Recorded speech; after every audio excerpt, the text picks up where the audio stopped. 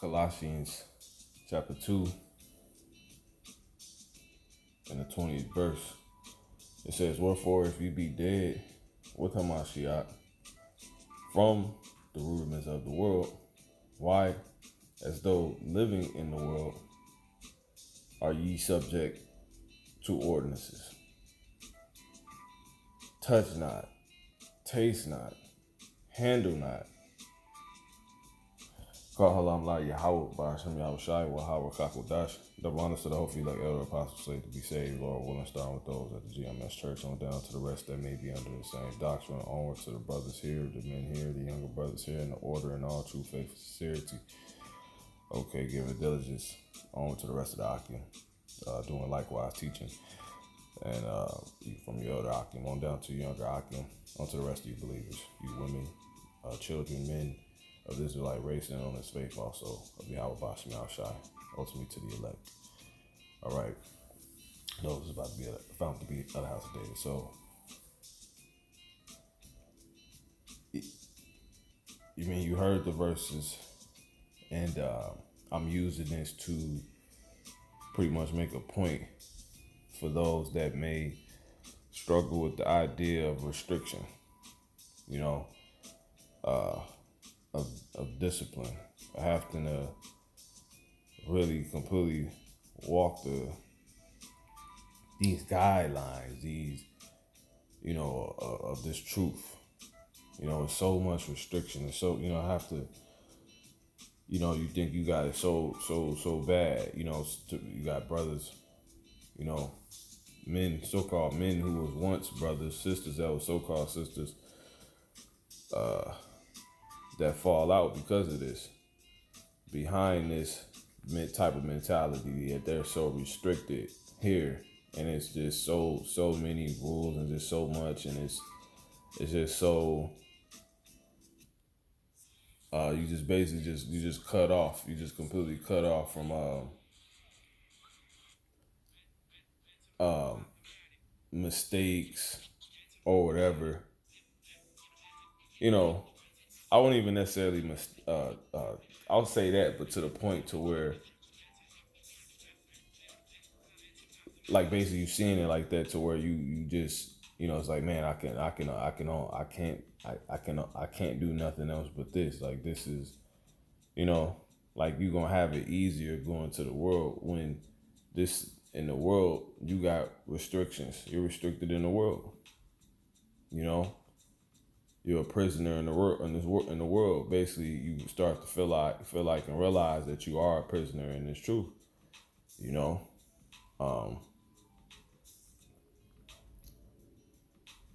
have a high standard of so many rules. It's just unbearing, just over righteous, just unbearing rules.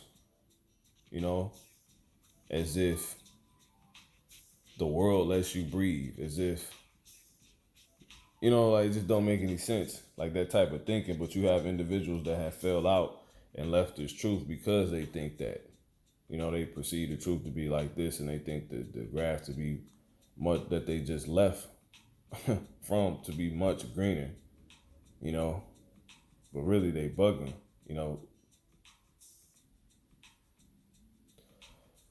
Once they came to this side from that side, they tested and seen, okay, no, the grass, I seen that grass, and I'm seeing this grass, and that grass was much greener. No, man. No.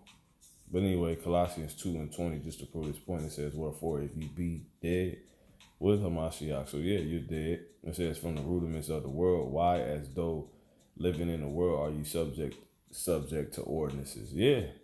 Because you will come into this truth and you will really believe and feel like you're missing out. Like, it's just so much harder than the world. Like, it's even though the world bugged out, but the world basically ain't over righteous. The world has it completely correct. But what you should really realize is that they very much the same, because you tripping over rules basically that you have in this truth. Self-control, self-restraint, being able to hold yourself to a standard, that the truth holds you accountable for that. Yahweh Bashman shall hold you accountable for doing that. And to the point you just see it simply as rules. but the world the same way. You know, you also in the rule. It says as it says, as though if you be dead with Hamashiach from the rudiments of the world, why are though living in the world are ye subject to ordinances? And ordinances is dealing with what? Rules, orders. For instance, it says what? Touch not, taste not, handle not. Yeah, don't touch this. I mean, in the smallest degree, you know. But the flesh wants you to make you see it to where you're looking at the truth like that in the world or something else. But those is demons. For instance, caution. It's a disclaimer on products you buy. Handle with this. Don't put this there. You know, this is don't leave this around 6-year-olds. This may, you know, don't do this. Stop signs and yellow lights and green, you know. I mean, the littlest degree. I mean, instructions on building things. You buy certain items, they come with instruction manuals on how to do it. You know, you got all the damn laws of the so-called white man he has way more laws. Laws like he's went beyond the Pharisees, man. You know, he got laws people don't even know about. That's how many laws, you know, that's how many laws he got. You know, it says which are all to perish with the using. Right. Because the laws, the rules that they give you in the world, they're not rules that actually make you have decent living amongst people and make you a good so-called human being. You know, it's burdensome. It's unrighteous decrees. You know, it's wickedness. It's traps. You know, it's oppression at its finest. It's iniquity. You know, it's draconian legislation. You know, and if you start following those rules, being that you became weak and you seen the truth as being like that in the world to be something else. Well, when you start going there and unconsciously following the rules, right? Once you leave this and you go back to the world, you start unconsciously following their rules. What's going to happen? You're going to end up perishing because they're not rules that actually better you. They rules to actually oppress and kill you and rob you. You know, they rob the fatherless. Okay, when you go to Isaiah the 10th chapter, woe unto them that decree unrighteous decrees, that they may rob the fatherless and the widows. You know, you gotta pay this on this day. You know, when they say Yahweh, you know, say that this made us free. But anyway, it says after the commandments and doctrines of men, see, which are all to perish. Let me read it all the way through for you. Verse 20, wherefore if you be dead with Hamashiach from the rudiments of the world, why, as though living in the world, are you subject to ordinances?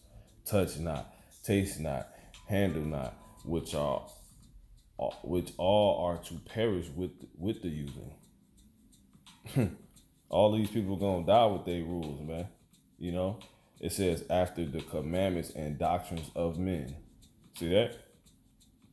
Come on. So I just use this to show you we really shouldn't have a mentality like that. Like this truth is just so self-restricting, and it's just it's killing the flesh. You know, the ways of death is helping us gain self-control. It's actually keeping us within the boundaries the Lord created for us down here, man. You know, and they're not over righteous. You know, 2 Corinthians 5 and you know, I'm gonna jump straight to that point since I say that. This is Matthew. We're gonna go to the book Matthew 11, and I'm gonna jump to the point, verse 28. Come unto me, all ye that labor and are heavy laden, and I will give you rest. Take my yoke upon you and learn of me. See, for I am meek and lowly in heart, and ye shall find rest unto your souls. For my yoke is easy and my burden is light. And those burdens, that yoke is dealing with what? Basically being a prisoner.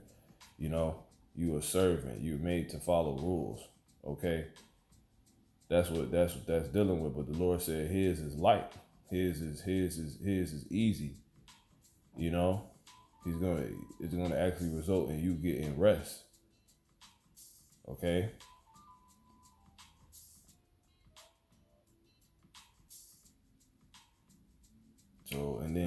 in wordplay, the burden is actually like the burden of rules and regulation, order, right? Is actually what is actually light. They're actually they're things of enlightenment. Like, oh dang, that isn't a food.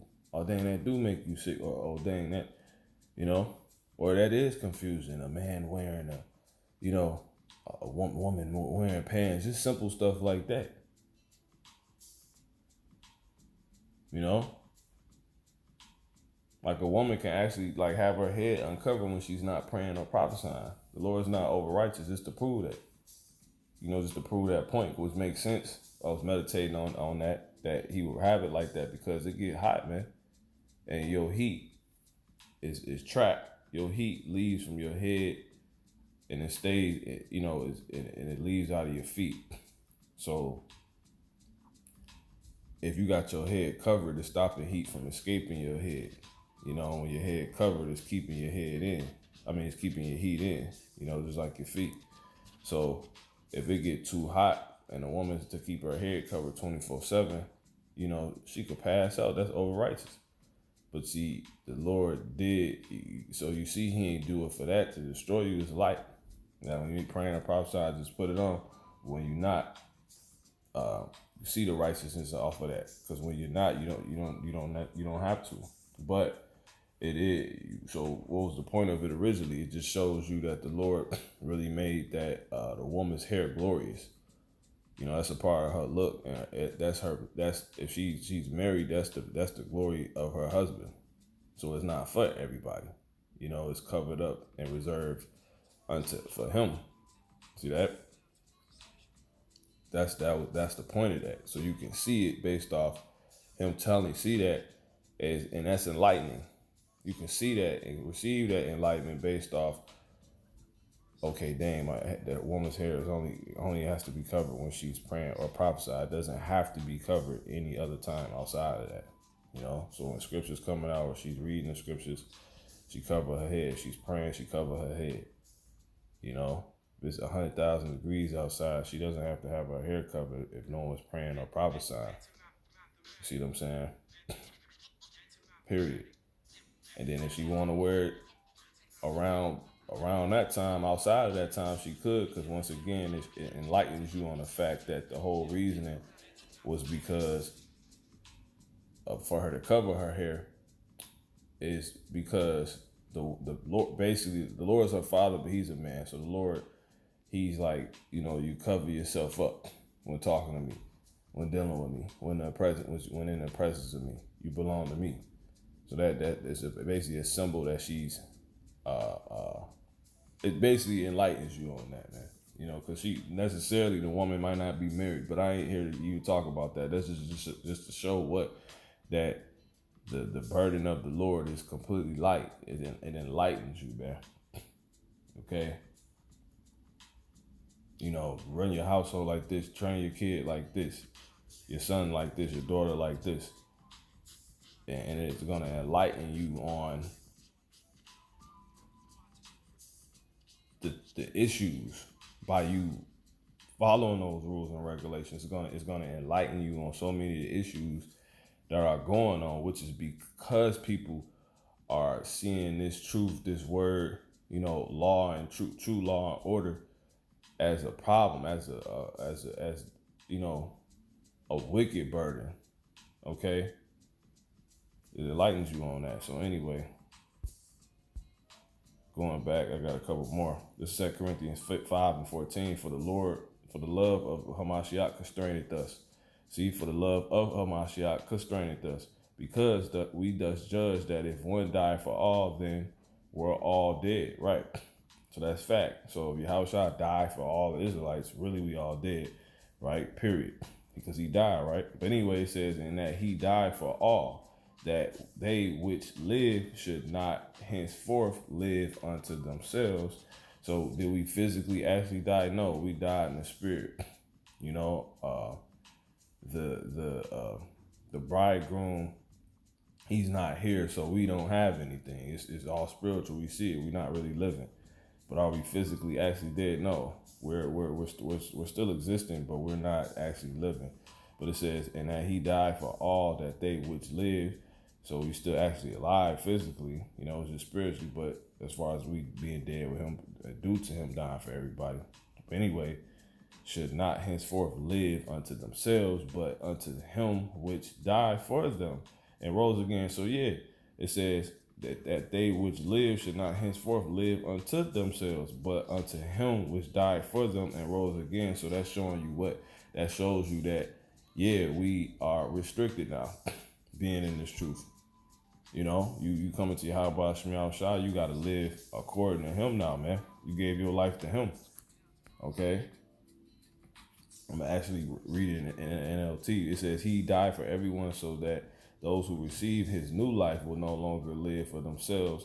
Instead, they will live for Hamashiach, you see, who died and was raised for them. Yeah, he said, if you love me, keep my commandments, stuff like that, right? So, yeah, that's how it go, And it's to the point now where you can't do anything else if you truly serious, and it gets to the point where you do start to see it like, okay, man, I'm a slave. You should. You're a prisoner.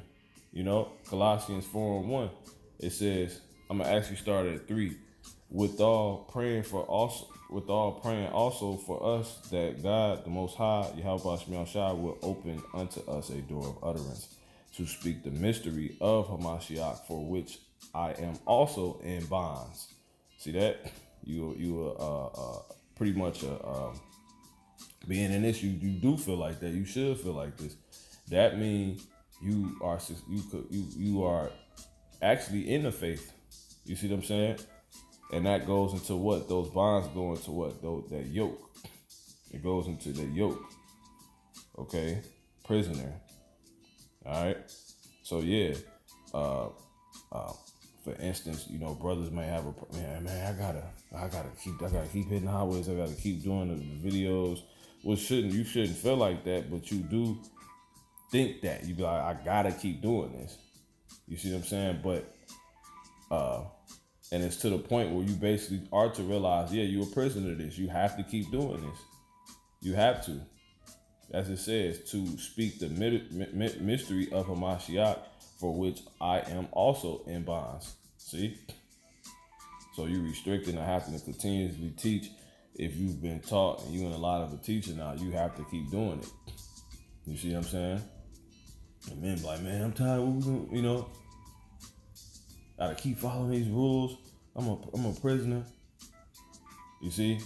I'm gonna read it in NLT. Pray for us too, that the Most High will give us many opportunities to speak about his mysterious plan concerning Hamashiach. That is why I am here in chains.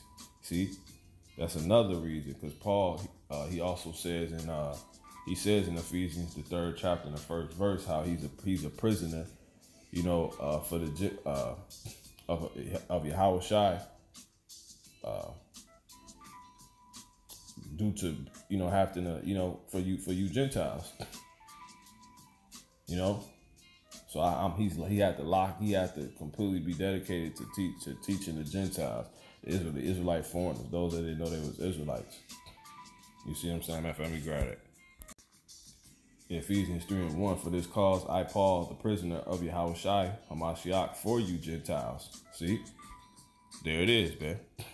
He's a prisoner of Yahweh Shai. He was made.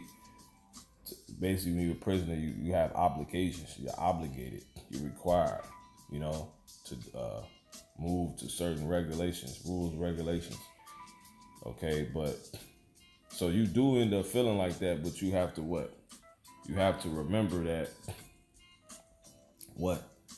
if you was to lead this, you're gonna deal with the same thing in the world, man. So we shouldn't have that mentality. Like we got it harder here, we got it worse here.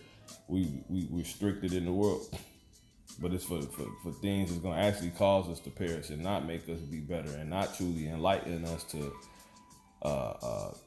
things due to these rules. The rules and regulations, order should enlighten you. You be like, things run way smoother when you do. Now I see why stuff be out of order, because you ain't applying this. You see what I'm saying? Now I see why women ain't allowed to speak in the church. You see what I'm saying? Like why men? I see why men are actually teaching, and put in order the rules. You got the women that get emotional. So Colossians 2:20, it says, "Wherefore, if you be dead with the Mashiach from the rudiments of the world, why, as though living in the world, are ye subject to ordinances? Touch not, taste not, handle not." All these rules they give you. You can't eat this, you can't do that. You can't drink this after. You can't drink and you can't have a drink with you when you driving. All of these things, man. So how could you feel so? That's Satan. They're trying to make you feel like that. I'm so restricted, I just can't even breathe. But you're gonna do the same thing in the world, man, and it's worse. These rules and regulations make you better. But anyway, it says, "Which are all to perish with the using after the commandments and doctrines of men." Yeah, because why? Because it's the same thing, man. Esau want to be God and restrict you, man. So you can either be restricted for the true God or the false God that's going to destroy you, versus being restricted for the true God, Yahweh Ba'Shemiah Shai, that's going to actually save you and give you true life and put you on game and give you reason and make you better, man. Okay? Shalom.